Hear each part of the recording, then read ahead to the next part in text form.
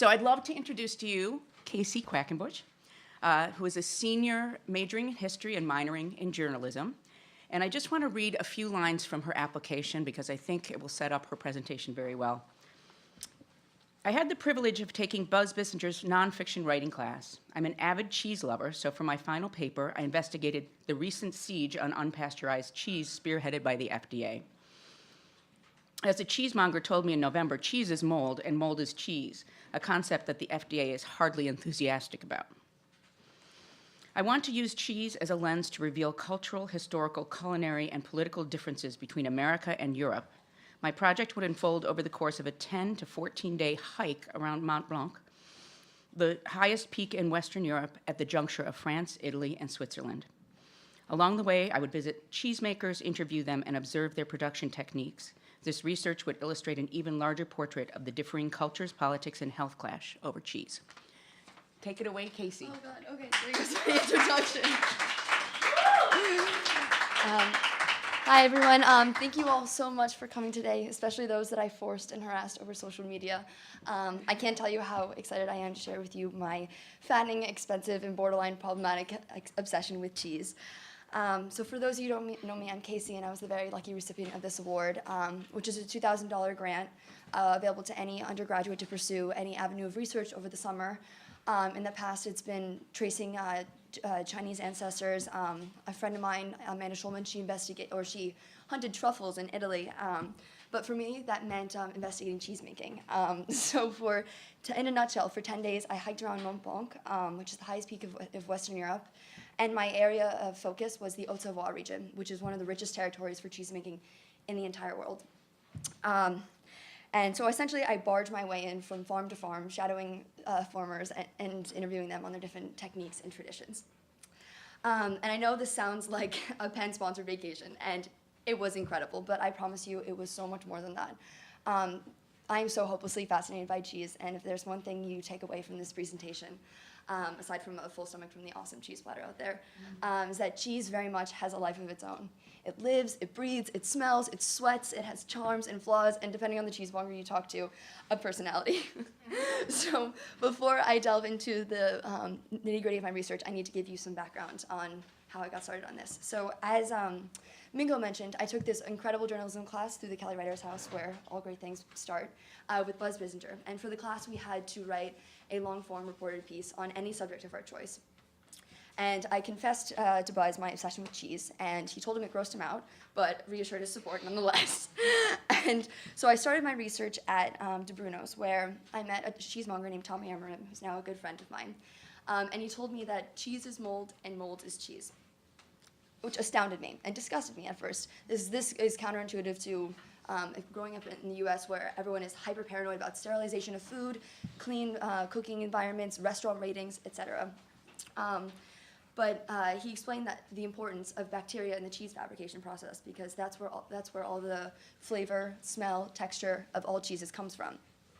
But that goes completely against FDA regulations that are incredibly strict about how much bacteria is involved in that process. So much so that it's not only stifling the American artisan cheese industry, but bans the importation of some of the world's most sought-after cheeses in the entire world from entering the US. So that's where the grant came in. I wanted to investigate cheesemaking to understand this fundamental clash over the importance of bacteria in the cheese fabrication process. And I realized that in the US, cheesemaking is very much a science, but in in France, it's very much an art. And you can see this in the government regulations over the cheese fabrication process. So the way that the US and France oversee this cheese fabrication process is extremely different. So in the US, most cheeses are made with pasteurized milk. Because bacteria is basically anathema to the FDA. But the cheeses that are made with raw milk, they have to age for at least 60 days to ensure that any existing pathogens expire over that period of time. And historically, this makes sense. In the early 20th century, during urbanization, there were several typhoid outbreaks as a result of poorly kept milk, which prompted legislation requiring the pasteurization of all milk. But those regulations still exist today. And even in 2010, the FDA tried to intensify those regulations by reducing the amount of non-toxigenic E. coli allowed in cheese process from 10,000 mpm per gram to 100, which basically removes the difference between raw milk and pasteurized milk. And American artisan cheese farmers went up in arms over this for right reasons.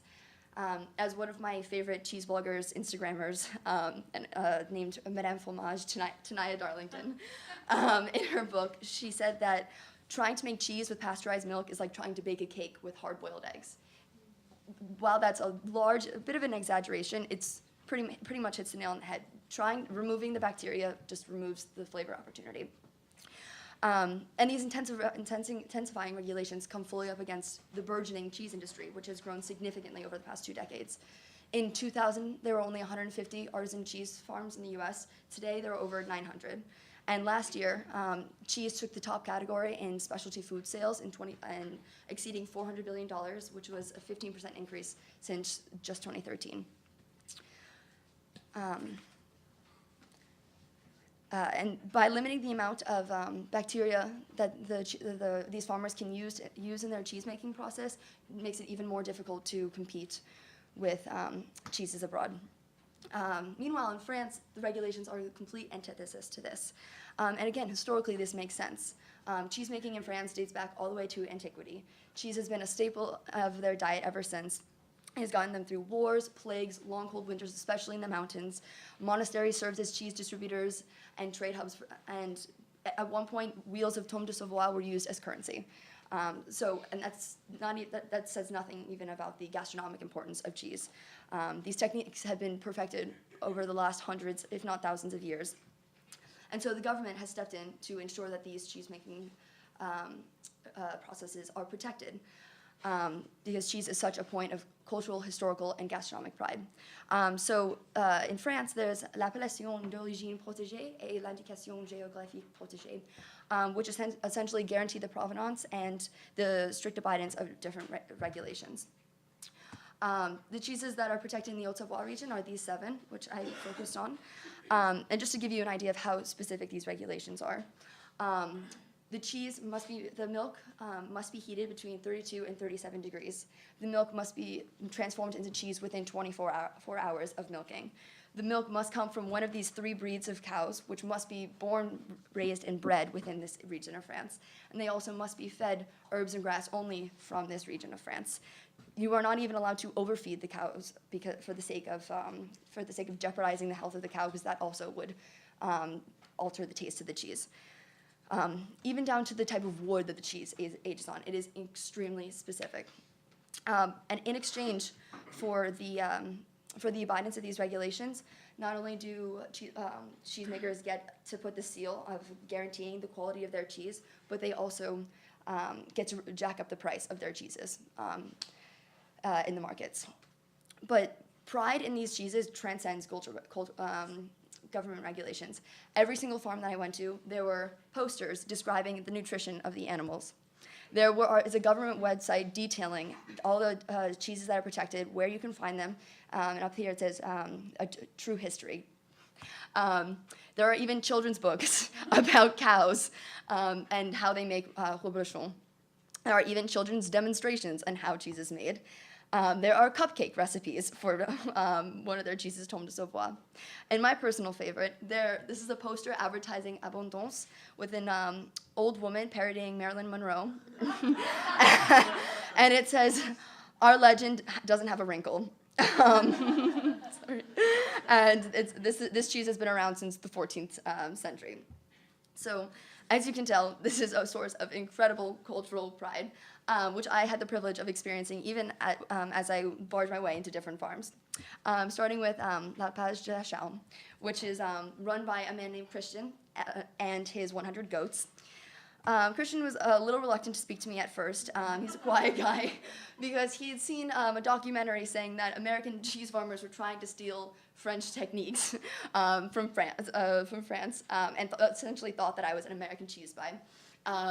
When I assured him this was not the case, he let me get in his trap, me and my friend Alice, who accompanied me on the first half of this trip, there's the volume, to go cut his grass, let out his goats, feed the pigs, and then finally got a chance to see him make cheese.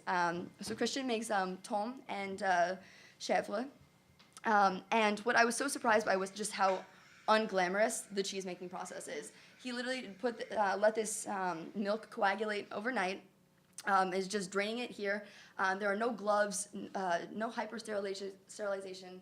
It was just casually done, almost like cooking. And then, this is the youngest cheese I've ever had. He throws the coagulated milk into these little molds, lets it age for 1, maybe 3 days, depending on the flavor you're going for, and lets the microbes in the atmosphere do the work.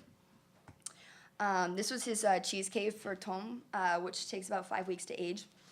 And aside from flipping them every once in a while and wiping off excess mold, he just lets them sit. And when I asked him about the mold in this and what exactly that does to the flavor, he just looked at me confused and goes, "I can't help you there, I'm not a chemist." This was just such a testament to everything that every cheese artisan that I asked, cheesemonger, seller, French buyer, no one even thinks twice about the mold that is in the cheese making process. As one of them explained, cheese fabrication and fermentation has been around longer than before we even understood it. So to question the incorporation of mold into this just is completely unnecessary in their opinion. And this is a better photo of what they actually look like. Look how crusty and moldy these all are. Incredible. The ones further to the right are the types of tome that Christian was making. So then Alice and I kept carrying on to our different farms. I apologize for all of the photos of the mountains, but it's incredibly important just to understand how vast and beautiful this territory is. You can just tell that the cheese tastes delicious just by looking at this. This is my friend Alice sitting in the crowd.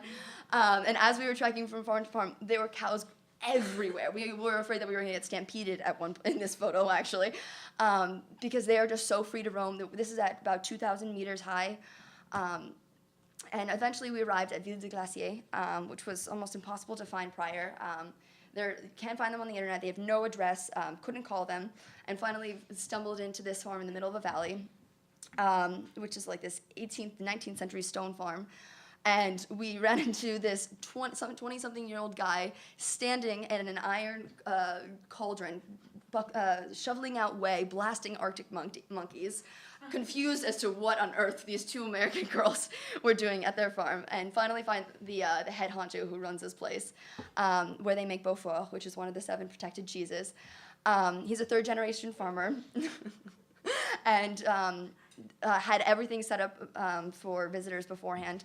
These are all the tools that that are used for cheese making. These are all the awards he's received, one of which includes prettiest cow in France, which he's very, very proud of, and finally got to the cheese cave. So these are wheels of Beaufort, and so he milks his cows, wakes up at 4 a.m. to hunt them down, milks them twice a day, and from all of that milk from over 100 cows can only make 5 to 6 wheels, because each one of these weighs about 40 kilos and takes about 6 months to age. And what's so incredible about Beaufort is what the altitude does to the taste. So there are 2 main types of Beaufort. There's Beaufort d'été and Beaufort d'alpage. And d'alpage is made from taking the milk that is milked in the mountains, and you immediately turn that into cheese. But Beaufort d'été is taken from the farm and all the way down to a lower altitude in local towns and made into cheese there. And the taste is vastly different. It's the same milk, same exact fabrication process, except for the altitude. And Beaufort d'été has a much fruitier, nuttier flavor, whereas the Beaufort d'alpage is much meatier and stronger. But regardless, it's amazing and buttery and caramelly. It's delicious. And so, yeah, in short, if there's one thing you take away from this, as I said, cheese very much has a life of its own. So next time you go shopping for cheese, be vigilant and buy raw milk cheese. It's so much better. Thank you all for listening.